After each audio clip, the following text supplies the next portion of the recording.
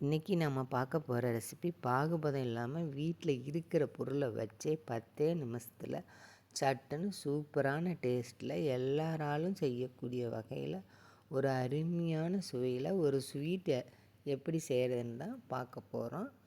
இது எல்லாருமே விரும்பி சாப்பிடுவாங்க. பெரியவங்கலேருந்து குழந்தைங்க வரைக்கும் எல்லாருமே விரும்பி சாப்பிடுவாங்க. அவ்வளோ சூப்பராக இருக்கும். நீங்களும் இதை ஒரு முறை உங்கள் வீட்டில் செஞ்சு பாருங்கள். இப்படி எப்படி செய்கிறதுன்னு பார்க்கலாம். நம்ம ஃபஸ்ட்டு ஒரு பிளேட்டில் நெய் தடவி எடுத்து வச்சுக்கலாம். ஏன்னா டக்குன்னு நம்ம எடுத்து இதில் கொட்டணும். அதனால் ஃபஸ்ட்டு ஒரு பிளேட்டில் நெய் தடவி எடுத்து வச்சுக்கலாம். அடுத்து ஸ்டவ்வில் ஒரு கடாயை வச்சு 1 கப் அளவுக்கு கோதுமை மாவு சேர்த்துருக்கேன். அதை நல்லா வறுத்துக்கலாம். எல்லா பொருளும் ஒரே கப்பில் தான் அளக்கணும். டம்ளராக இருந்தாலும் சரி, கப்பாக இருந்தாலும் சரி, எல்லாம் ஒரே அளவாக இருக்கணும். எதில் கோதுமை மாவு அளக்கிறோமோ அதே கப்பில் டம்ளரில் தான் மற்ற எல்லா பொருளும் அளந்து எடுக்கணும். கோதுமை மாவு நல்லா வறுப்பட்டு வாசனை வந்துடுச்சு.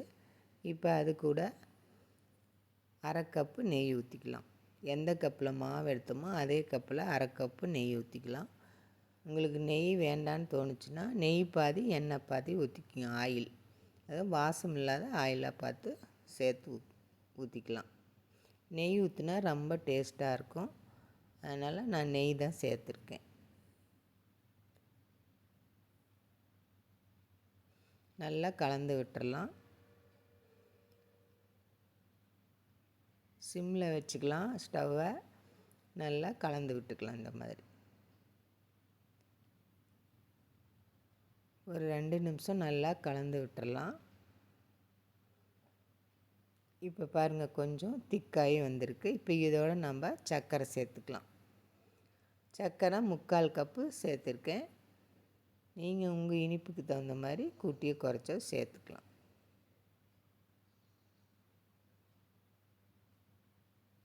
சர்க்கரையும் சேர்த்து நல்லா கலந்து விட்டுறலாம். சர்க்கரை கரைஞ்சி கொஞ்சம் லைட்டாக தண்ணி மாதிரி வரும். அதுவும் திக்காய் வர வரைக்கும் நம்ம நல்லா கலந்து விட்டுக்கலாம். நல்லா இதுவும் நல்லா திக்காய் வந்துடுச்சு. நல்லா கலந்து விட்டுட்டு இப்போ இதோடு நம்ம பால் பவுட்ரு சேர்த்துக்கலாம். இது வேணுன்னா சேர்த்துக்கலாம், வேணாட்டியும் விட்டுடலாம். இது இல்லாமலும் செய்யலாம். இது சேர்த்து செஞ்சால் கொஞ்சம் சுவையாக நல்லாயிருக்கும். 1/4 கப் அளவுக்கு பால் பவுட்ரு, அதான் 3 டேபிள் ஸ்பூன் அளவுக்கு பால் பவுட்ரு சேர்த்துக்கலாம். சேர்த்துட்டு அதையும் கலந்து விட்டுட்டு இப்போ 1 கப்பு பால் சேர்த்துக்கலாம். காய்ச்சி ஆற வச்ச பால் சேர்த்து நல்லா கலந்து விட்டுடலாம். இப்போ பாருங்கள், மாவு எல்லாமே எல்லா பாலையும் நல்லா உறிஞ்சிருச்சு. இப்போ மறுபடியும் இன்னொரு கப்பு பால் சேர்த்துக்கலாம். மொத்தமாக 2 கப்பு பால் சேர்த்துருக்கோம். நல்லா கலந்து விட்டுடலாம். மாவு நல்லா இதுலேயே பால்லேயே நல்லா வெந்து வந்துடும். நல்ல சுவையாக இருக்கும். நல்லா கலந்து விட்டுட்டோம்னா அப்படியே சொலண்டு நல்லா கெட்டியாகி நல்லா வானலில் ஒட்டாமல் நல்லா வரும். பாருங்கள், இந்த மாதிரி நல்லா வானலில் ஒட்டாமல் சூப்பராக வந்திருக்கு பாருங்கள். நல்லா கலந்து விட்டுருவோம்.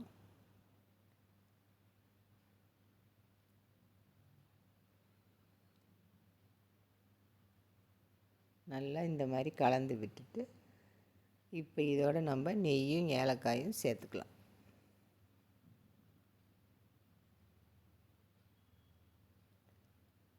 இன்னும் கொஞ்சம் திக்காகி வரணும்.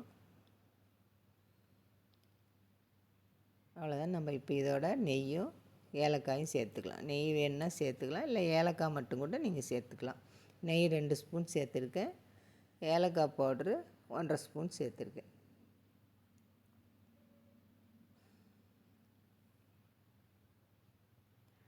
இதையும் சேர்த்து நல்லா கலந்து விட்டுடலாம். சிம்மில் வச்சுக்கலாம். நல்லா கலந்து விட்டுக்கலாம்.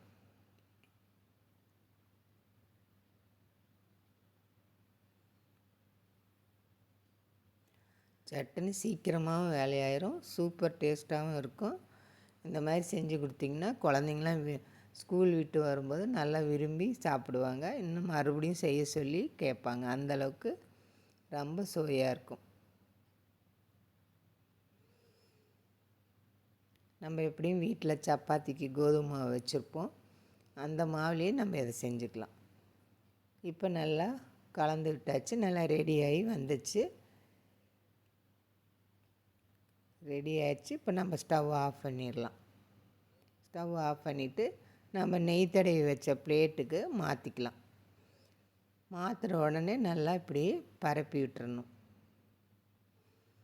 நல்லா சமப்படுத்தி விட்டுட்டு இப்போ இது மேலே நட்ஸ் என்ன வேணாலும் நீங்கள் தூவிக்கலாம். நான் முந்திரியும் பாதாமும் கட் பண்ணி சேர்த்துருக்கேன். கொஞ்சம் லைட்டாக சூடாக இருக்கையிலே நம்ம பீஸ் போட்டு எடுத்து வச்சுக்கலாம்.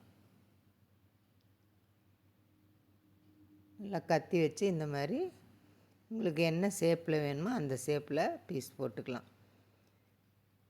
இப்போ நல்லா ஆறி வந்துடுச்சு. இப்போ நம்ம எடுத்துக்கலாம். சூப்பராக வந்திருக்கு பாருங்கள். ரொம்ப சுவையாகவும் இருக்கும்.